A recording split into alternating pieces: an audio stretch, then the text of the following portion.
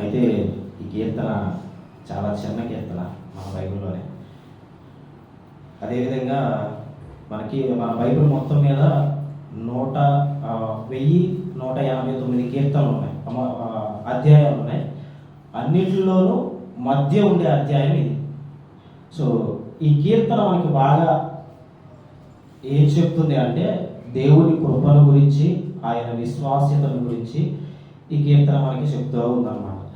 ఆయన కృప వివరించాలి అని అంటే, ఆయన కృపను ఒక మాటలో చెప్పాలి అంటే, అర్హత లేని దాన్ని పొందుకో చేయగలిగినదే కృప.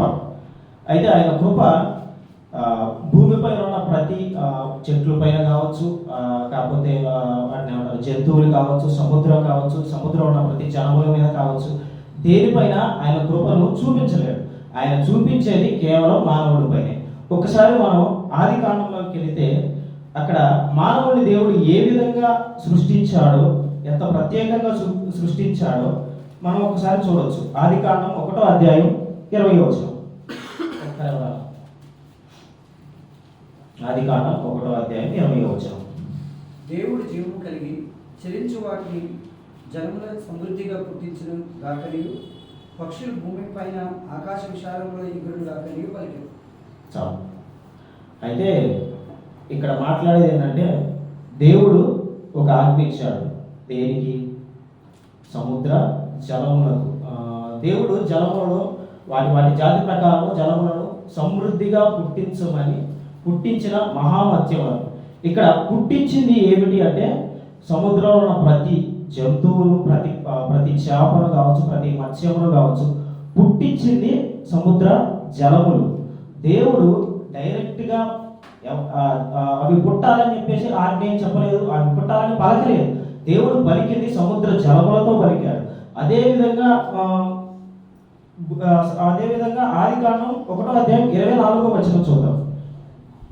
నేను చదువుతాను. దేవుడు వాటి జాతి ప్రకారము జీవము గల వాటిని, అనగా వాటి జాతి ప్రకారము పశువులను, పురుగులను, అడవి జంతువులను భూమి పుట్టించును గాక అని పలికాడు. ఆ ప్రకారం ఆయన ఇక్కడ కూడా దేవుడు డైరెక్ట్గా ఆ జంతువులతో మాట్లాడట్లేదు, డైరెక్ట్గా వాటికి చెప్పట్లేదు, భూమికి మాత్రమే చెప్తున్నాడు. భూమికి చెప్పి, భూమి నువ్వు పుట్టించు అని భూమికి చెప్తున్నాడు. అదేవిధంగా మనం ఆది కాండం 1వ అధ్యాయం 11వ వాక్యం కూడా చూద్దాం. అక్కడ ఏముందంటే, దేవుడు గడ్డిని, విత్తనములిచ్చు చెట్లను, భూమి మీద తమ జాతి ప్రకారము తమలో విత్తనములు గల ఫలమిచ్చు వృక్షములను భూమి మొలిపించును గాక అని పలకగా. ఇక్కడ మొలిపించింది భూమి, కానీ మాట మాత్రం చెప్పింది దేవుడు. దేవుడు చెప్తే భూమి చేసింది.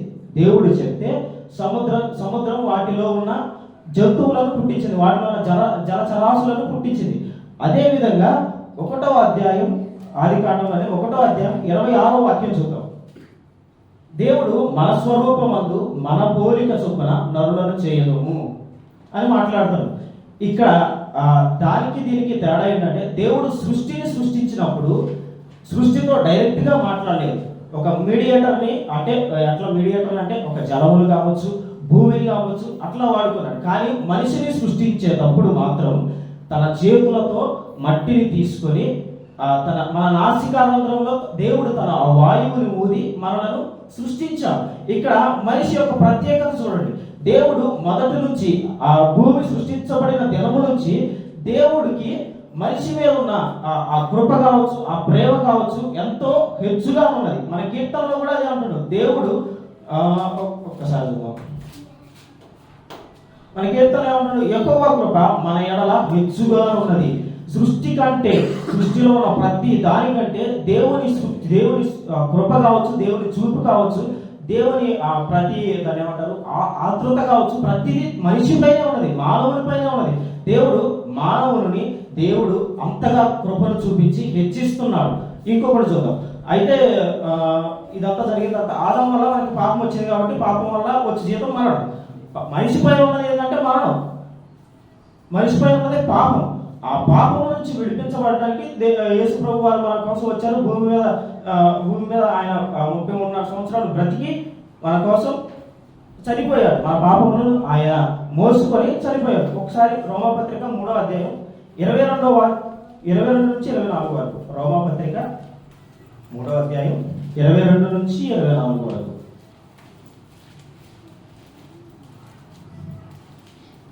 అది యేసుక్రీస్తునందలి విశ్వాస మూలమైనదై నమ్ము వారందరికీ కలుగు దేవుని నీతి అయి ఉన్నది. ఏ భేదమును లేదు. అందరిలో పాపము చేసి దేవుడు అనుగ్రహించిన పొందలేకపోతున్నారు. కాబట్టి నమ్మువారు ఆయన కృప చేతనే క్రీస్తు యేసునందలి విమోచనము ద్వారా ఉచితముగా నీతిమంతులను తీర్చబడుతున్నారు. ఇది అందరికీ తెలిసిన వాక్యమే కదా. మన పాపాల నుంచి విడిపించింది కేవలం ఆయన కృప చేతనే. ఉచితముగా మనలను నీతిమంతులుగా దేవుడు చేశాడనమాట. అయితే ఇది ఆయన కృపను గురించి మనిషి పైన ఉన్న ఆయన కృపను వివరిస్తూ ఉంటే ఆయన విశ్వాస్యతను ఏ విధంగా మనిషి పైన చూపిస్తున్నాడో అది కూడా ఒకసారి చూద్దాం. ఇంకొక విషయం ఏంటంటే అన్యజనులారా ఆయనను స్తుతించుడి అని మాట్లాడతాడు. ఈ కృప అన్యజనులకు కూడా ఉంది.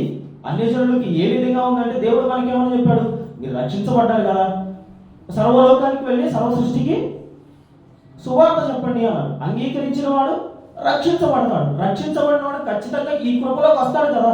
కాబట్టి అదే అంటాడు, సర్వజనులారా ఆయనను స్తుతించుడి, అన్యజనులారా ఆయనను స్తుతించుడి అని మాట్లాడుతాడు. అదే విధంగా ఆయన విశ్వాసతను ఒకసారి మనం చూద్దాం. హెచ్కేలు 34వ అధ్యాయం.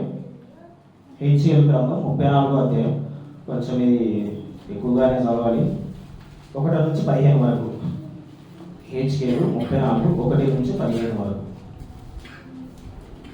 మరియు యెహోవాకు నాకు ప్రత్యక్షమై ఇలాగ సెలవిచ్చెను, నరపుత్రుడా, ఇశ్రాయేలీయుల కాపరులను గూర్చి ఈ మాట ప్రవచింపుము.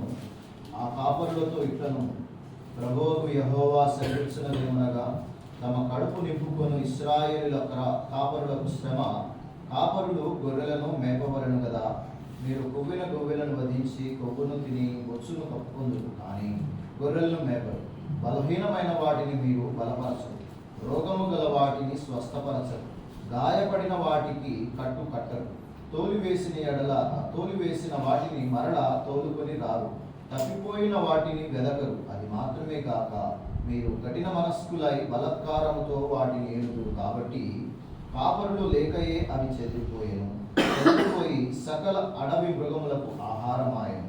నా గొర్రెలు పర్వతములన్నిటి మీదను ఎత్తైన ప్రతి కొండ మీదను తిరుగులాడుచున్నవి. నా గొర్రెలు భూమి అందంతగా చెదిరిపోయినను వాటిని గూర్చి విచారించువాడు ఒకడునూ లేడు, వెదుకువాడు ఒకడునూ లేడు. కాబట్టి కాపరులారా, యెహోవా మాట ఆలకించుడి. కాపరులు లేకుండా నా గొర్రెలు దోపుడు సొమ్మై సకలమైన అడవి మృగములకు ఆహారమాయను. కాపరులు నా గొర్రెలను విచారింపరు, తమ కడుపు మాత్రమే నింపుకుందురు గాని గొర్రెలను మేపరు. ఇదే ప్రభువైన యెహోవా. కాబట్టి కాపరులారా, యెహోవా మాట ఆలకించుడి. ప్రభువైన యెహోవా సెలవిచ్చినదేమనగా, నా జీవము తోడు నేను ఆ కాపరులకు విరోధినైతిని. నా గొర్రెలను గురించి వారి యొద్ద విచారించెదను, వారు గొర్రెలను మేపుట మాన్పించెదను. ఇకను కాపరులు తమ కడుపు నింపుకున్న జాలకయుందురు. నా గొర్రెలు వారికి తిండి కాకుండా వారి నోట నుండి వాటిని తప్పించెదను. ఇదే ప్రభువైన యెహోవా. ప్రభువైన యెహోవా సెలవిచ్చినదేమనగా, ఇదిగో నేనే నా గొర్రెలను వెతికి వాటిని కనుగొను. తమ గొర్రెలు చెదిరిపోయినప్పుడు కాపరులు వాటిని వెతుకున్నట్లు నేను నా గొర్రెలను వెతికి చీకటి గల మబ్బు దినమందు ఎక్కడికెక్కడికి అవి చెదిరిపోయినో అక్కడి నుండి నేను వాటిని తప్పించి ఆయా జనములలో నుండి వాటిని తోడుకొని వచ్చి ఆయా దేశములలో నుండి వాటిని సమకూర్చి వాటి స్వదేశములోనికి వాటిని తెచ్చి పర్వతముల మీదను వాగుల యొద్దను దేశమందున్న సకలమైన కాపురపు స్థలముల నందును వాటిని మేపెదను. నేను మంచి మేతగల చోట వాటిని మేపదను. ఇశ్రాయేలు యొక్క ఉన్నత స్థలము మీద వాటికి దొడ్డి ఏర్పడును. అవి మంచి దొడ్డిలో పండుగలను. ఇశ్రాయేలు పర్వతముల మీద బలమైన మేతగల స్థలమందు అవి మేయును. నేనే నా గొర్రెలను మేపి బరుట పెట్టును. ఇదే ప్రభువు యెహోవా. ఓకే, ఇక్కడ చాలా చదివారు కదా. గొర్రెల గురించి, కాపరి గురించి మాట్లాడుతున్నాడు. అయితే మన విశ్వాసాన్ని మనం ప్రకటించాలి అని అంటే, మనం రక్షణలోనికి రాకముందు మనం ఏ విధంగా చెప్తామంటే, అన్న నిజంగా చెప్తున్నా అన్న అని అంటాం. లేదు అని అంటే, అన్న మా అమ్మ మీద ఉంటానా అని చెప్తాం. లేదంటే మా నాన్న మీద ఉంటానా అని చెప్తాం. లేదు అని అంటే పెళ్ళైన వాళ్ళు మా భార్య మీద ఉంటుంటారు, మా భర్త మీద ఒకటి అంటారు, మా పిల్లల మీద ఉంటారు, ఇంకా పీక్స్కి వెళ్తే బైబిల్ మీద ఒట్టు కూడా వేస్తారు, దేవుడి మీద కూడా ఒట్టు వేస్తారు. కానీ దేవుడు మనకైతే ఒట్టు వేయద్దని చెప్పాడు. దీన్ని అడ్వాంటేజ్ తీసుకుని ఎవరు ఒట్టు వేయద్దు. దేవుడు తన విశ్వాస్యతను ఏ విధంగా కనపరుస్తున్నాడంటే ఒక్కసారి 10వ వచనం చూద్దాం. ప్రభు అయిన యెహోవా సెలవిచ్చినదేమనగా, నా జీవము తోడు నేను ఆ కాపురులకు విరోధినైతిని. ఇక్కడ ఏమంటుందంటే ఆయన గొర్రెల గురించి ఆయన గొర్రెల గురించి ఆయన మాట్లాడే మాట ఏమిటంటే, ఇక్కడ సరదాగా మాట్లాడట్లేదు, సరదాగా అనుకుంటా నా జీవం తోడు అని చెప్పేసి నవ్వుకుంటే ఏం మాట్లాడలేదు, గంభీరంగా మాట్లాడతాడు. నా జీవము తోడు అని ఒక బేస్ వాయిస్తో మాట్లాడతాడు. ఇక్కడ ఏమని మాట్లాడుతున్నాడు అంటే, ఆయన గొర్రెలు తప్పిపోయి ఉన్నాయి, తప్పిపోయిన వాటిని రక్షించడానికి కాపరులు వెళ్ళట్లేదు, వారిని నేను ఖచ్చితంగా అడుగుతా. కానీ నేను మాత్రం తప్పిపోయిన గొర్రె కోసం వెళ్తాను. అది ఎక్కడున్నా సరే, అది ఏ పరిస్థితిలో ఉన్నా సరే, అది ఎంత శ్రమ పడుతున్నా సరే, అది నన్ను విడిచిపెట్టి వెళ్ళినా సరే, నేను దాన్ని తీసుకొని నా దగ్గరికి తీసుకొస్తాను, దానికి మంచి ఆహారం పెడతాను. ఒకవేళ అది దాన్ని ఏమంటారు, దానికి దెబ్బలు ఏమైనా తగిలితే నేను కట్లు కడతాను, దాన్ని నేను పోషిస్తాను, దాన్ని పుష్టిగా తయారు చేస్తాను అని చెప్పేసి మాట్లాడతాను. మనం ఏమనుకుంటామంటే ఇది పాత నిబంధన గ్రంథంలో మాట కదా, కొత్త నిబంధన వాసులకు ఏ విధంగా సెట్ అవుతుంది అని అంటే, 99 గొర్రెలు ఉన్నప్పుడు ఒక గొర్రె తప్పిపోయిన గొర్రె కోసం వెళ్ళాడు కదా, ఖచ్చితంగా వెళ్ళాడు, ఆ గొర్రెను తీసుకొచ్చి మందలో కలిపాడు. అదే విధంగా తప్పిపోయిన చిన్న కుమారుడు ఉన్నప్పుడు తండ్రి ఏం చేశాడు, తన గుమ్మం ఎదుట ఆ తండ్రి కూర్చుని ఉంటే ఎక్కడో దూరాన కుమారుడు కనపడినప్పుడు ఈయన పరిగెత్తుకొని వెళ్ళి ఆయన మెడ మీద పడి ముద్దు పెట్టుకొని తీసుకొచ్చి ఆయన ఏదైతే కోల్పోయాడో, ఆ వారసత్వాన్ని కోల్పోయాడో ఆ వారసత్వాన్ని మరలా ఆయనకి స్నానం చేయించి, ఆ నూతన దుస్తులు ధరించి, ఆయన చెప్పులు ధరించి, ఆయన ఇప్పటి వరకు ఆహారం లేకుండా ఉన్నాడు కాబట్టి, బలహీనంగా ఉన్నాడు కాబట్టి ఆయన కొరకు ఒక మేకను దాన్ని వధించి ఆయనకి ఆహారం పెట్టాడు. అలాగే దేవుడు కూడా మన పట్ల ఆయన విశ్వాసతను చూపిస్తున్నాడు. మనం ఎన్ని విషయాల్లో తప్పిపోయామో కదా, మనం ఇప్పటికైతే మన పాపాల నిమిత్తం అయితే చచ్చిపోయి నరకంలో ఉండి నరకాన్ని అనుభవిస్తున్న వారమై ఉండాలి. కానీ దేవుడు తన కృపను, తన విశ్వాస్యతను మన ఎడల చూపిస్తున్నాడు కాబట్టి ఇంకనూ మనం సజీవులుగా ఉన్నాం. ఒక్కసారి మనం ఈ కీర్తన ఒకసారి చదివి ఒక్కసారి ఆలోచిద్దాం. యెహోవా కృప మన ఎడల హెచ్చుగా ఉన్నది, ఆయన విశ్వాస్యత నిరంతరము నిలుచు. కాబట్టి సమస్త అన్యజనులారా యెహోవాను స్తుతించుడి, సర్వజనులారా ఆయనను కొనియాడి యెహోవాను స్తుతించుడి. మనం ఏమంటున్నాం, దేవా నాకు జాబ్ కావాలి అంటే జాబ్ ఇస్తున్నాడు, దేవా నాకు మంచి శాలరీ కావాలి అంటే శాలరీ ఇస్తున్నాడు, శాలరీలో హైక్ కావాలంటే హైక్ ఇస్తున్నాడు, మ్యారేజ్ ఏజ్ వచ్చినప్పుడు దేవా నాకు మంచి భార్య కావాలంటే భార్యని ఇస్తున్నాడు, మంచి భర్త కావాలంటే భర్తని ఇస్తున్నాడు, తర్వాత పిల్లలంటే పిల్లల్ని ఇస్తున్నాడు, పిల్లల భవిష్యత్తు అంటే భవిష్యత్తును ఆశీర్వదిస్తున్నాడు. అదేవిధంగా మన పేరెంట్స్ వాళ్ళ ఆరోగ్యాలంటే వాళ్ళ ఆరోగ్యాలను ఆశీర్వదిస్తున్నాడు, వాళ్ళని రక్షణలోనికి తీసుకురావాలని దేవా అని మనం మొరపెడితే ఆయన రక్షణలోనికి తీసుకొస్తున్నాడు. ఇవన్నీ కాక మన ఆరోగ్యాల విషయంలో ఆయన తోడుగా ఉంటున్నాడు. ఏ శ్రమల నుంచి వెళ్తున్నా కానీ ఆ శ్రమల గుండా ఆయన మనతో నడుస్తూ ఉన్నాడు. ఎటువంటి క్లిష్ట పరిస్థితుల్లో ఉన్నా సరే ఆ పరిస్థితులు అంతటినీ ఆయన చూస్తూ ఆ పరిస్థితుల్లో నుంచి మనల్ని విమోచిస్తున్నాడు. ఒక మాటలో చెప్పాలంటే మనం బ్రతికి ఉన్నామంటే దేవుని యొక్క కృప మాత్రమే. మనం బ్రతికి ఇప్పటి వరకు జీవిస్తున్నామంటే మనం చేసిన పాపములకు, మనం చేసిన అతిక్రమములకు ఖచ్చితంగా చచ్చిపోయి నరకంలో ఉండాల్సిన వారు. కానీ ఆయన కృప మన ఎడల హెచ్చుగా ఉన్నది కాబట్టి, ఆయన విశ్వాసత నిరంతరము మన ఎడల నిలిచి ఉన్నది కాబట్టి మనం బ్రతికి ఉన్నాం. ఆయన కృపలో మనం ఇంకనూ జీవిస్తున్నాం. ఇటు మాటలు దేవుడు దీవించి ఆశీర్వదించును గాక.